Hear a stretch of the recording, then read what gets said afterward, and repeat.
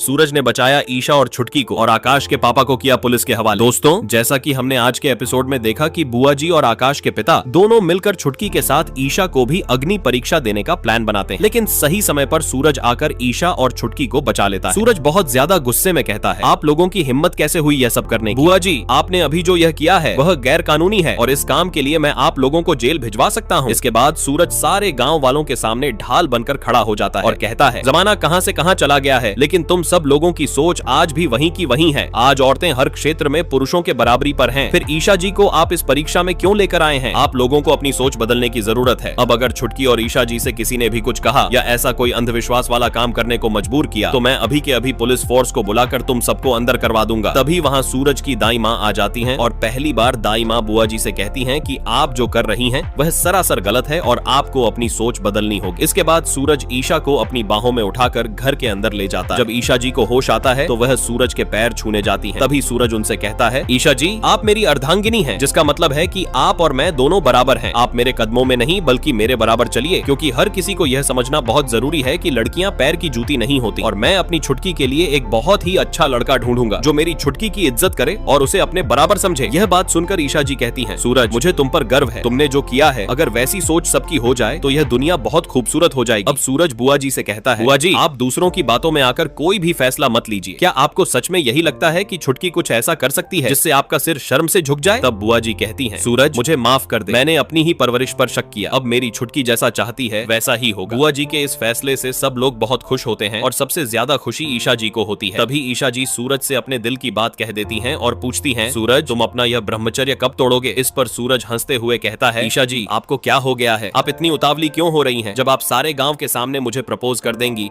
तभी मैं आपको अपने सीने से लगाकर अपना ब्रह्मचर्य तोड़ूंगा, ठीक है? दोस्तों, ऐसे ही आगे के अपडेट्स जानने के लिए चैनल को सब्सक्राइब